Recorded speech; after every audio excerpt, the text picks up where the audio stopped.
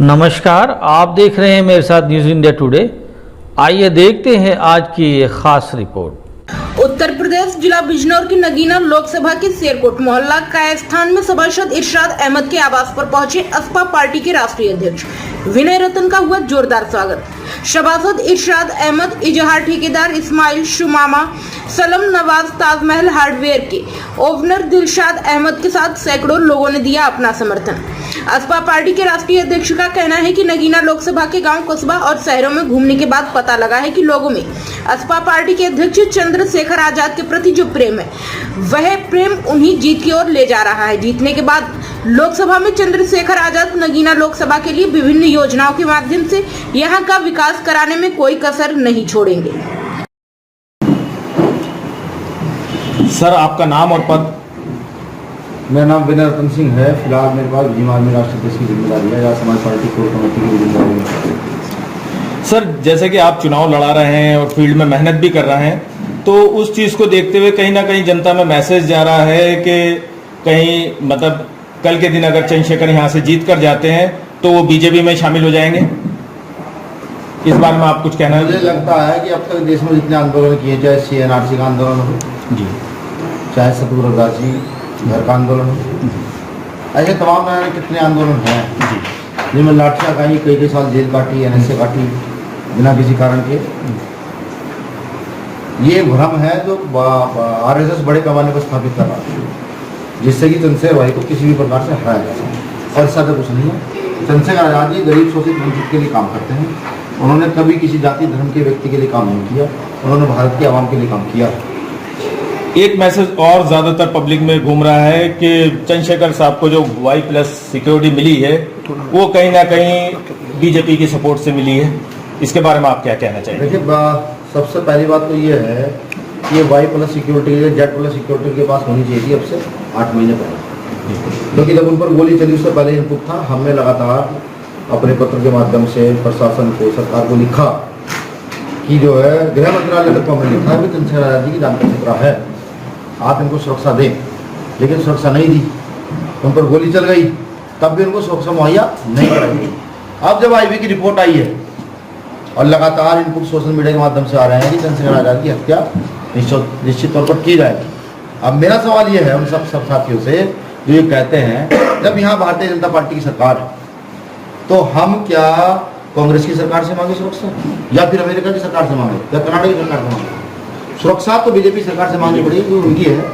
संविधान हमें आज़ादी देता है, संविधान सरकार को भी आदेश देता है कि भारत के प्रत्येक नागरिक की सुरक्षा की जिम्मेदारी सरकार की है। तो ये भ्रम है, ये फैलाया यहाँ पर बड़ी मजबूती से, और इस भ्रम में कोई साथी ना पहुंचे। मान लीजिए आप सत्ता में अगर पहुंचते हैं, चंद्रशेखर जी वहाँ पब्लिक चुनकर भेजती है, तो क्या क्या नगीना विधानसभा के लिए क्या क्या उनके जिम्मेदारियां या क्या क्या उन्होंने अपना सोच बना रखी है कि वो क्या क्या फैसिलिटी देंगे? देखिए, जिम्मेदारी क्षेत्र की, समस्या क्षेत्र की होती है। हम इस क्षेत्र में घूमे, हमने देखा अभी तक भी सड़कें जो है इतनी बुरी हैं, आज भी कच्चे मकान हैं। रोजगार के लिए यहाँ का व्यक्ति जो है बाहर जा रहा है। ठीक, यहाँ इंडस्ट्री लग सकती है आराम से, अगर यहाँ के मेंबर ऑफ पार्लियामेंट तो यहाँ इंडस्ट्री लगती है, उस इंडस्ट्री को लगाने का भरपूर प्रयास किया जाएगा। ठीक, यहाँ जो है अच्छे कॉलेजों की ज़्यादा आवश्यकता है, ज़्यादा उन कॉलेजों के निर्माण के लिए संघर्ष किया जाएगा।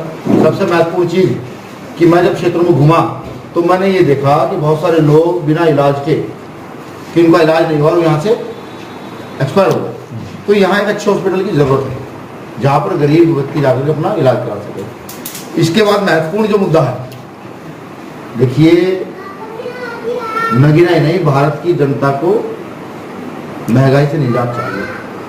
आप GST बड़े पैमाने पर लगा रहे हैं, आप महंगाई बड़े पैमाने पर कर रहे हैं। ठीक, उससे सबसे ज़्यादा निजात चाहिए। अगर एक व्यक्ति 400 रुपये की, 500 रुपये की मजदूरी कर आ रहा है, वो अपने बच्चों को रोटी तक नहीं खिला पा रहा, तो ऐसी सरकार का क्या फायदा कि भारत की जनता भूखी मर रही है? तो उसके लिए सबसे बड़ा संघर्ष किया जाएगा। पूछा जाएगा सरकार से, गैस सिलेंडर की कीमतें इतनी ज़्यादा क्यों हैं? जो दाल 70 रुपये किलो थी, 60 रुपये किलो थी, वो 150-200 रुपये किलो क्यों? इन सब सवालों के जवाब सरकार से मांगे जाएंगे सदन में खड़े होकर के। और यही सबसे ज़्यादा प्रमुख गरीब शोषित वंचित मजदूर किसान की समस्या है। मीडिया के माध्यम से आप जनता को या अपने वोटरों को क्या संदेश देना चाहेंगे? पहला संदेश तो यही है कि वो नोट भारत के पूरे विश्व में नहीं बना, जो भाई चंद्रशेखर आजाद को खरीद ले, या भीम आर्मी के पदाधिकारी को, आजाद समाज पार्टी के पदाधिकारी को खरीद ले। हमारी लड़ाई शोषित वंचित के लिए है, हमारी लड़ाई गरीब किसान मजदूर की महिलाओं के लिए है, हमारी लड़ाई इस देश में प्रत्येक नागरिक के उत्थान के लिए है। हम राष्ट्रीय अध्यक्ष जी, आप आज जैसे क्षेत्र में आए हैं, लोकसभा क्षेत्र में, आपको जनता का किस तरह से प्यार मिल रहा है सर? देखिए, मैं जब चलता हुआ यहाँ तक आ रहा था, हालांकि मैं क्षेत्र में आया तो यहाँ ईद की वजह से मैं मिलने आया था हमारे साथियों से कि चलिए ईद की बधाई भी दे दें, और शेर का भी मैं बड़ा शौकीन हूँ, स्पेशल मैं शेर भी खाने आया था। तो जब मैं सड़क से चलकर यहाँ आया तो मुझे लगता है कि सब साथियों ने दुकान से निकल के दोपहर होने वाली भी मेरा सवाल किया और मुबारकबाद मुझसे दी भी और ली भी। तो मुझे ये लगता है कि जनता, भाई चंद्रशेखर आजाद जी चुनाव तो लड़ ही रहे हैं, लेकिन उनके साथ साथ यहाँ की आवाम चुनाव लड़ रही है।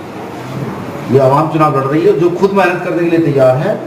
कुछ साथियों ने तो मुझे कहा कि साहब आपको आने की आवश्यकता नहीं है, हम यारों में, दोस्तों में, रिश्तेदारी में, और हम अपनी दुकान पर बंद करने के बाद शाम को हम फील्ड में घूमने का काम कर रहे हैं, और ये एक बड़ा मैसेज है पूरी जनता को। 19 तारीख के लिए कुछ खास संदेश देना चाहेंगे आप? देखिए, 19 तारीख के लिए सिर्फ एक संदेश तो ये है कि जहाँ जहाँ भी पोलिंग है सब लोग सुबह 5:30 बजे उठकर पोलिंग में पहुँच जाए, जो जिम्मेदार लोग, जिससे कि क्योंकि ईवीएम में फेरबदल का बड़ा खतरा रहता है, वहाँ पहुँचे, वहाँ रहें, अपने सामने ईवीएम को खुलवाएं, अपने सामने 2-3 वोट डलवाएं।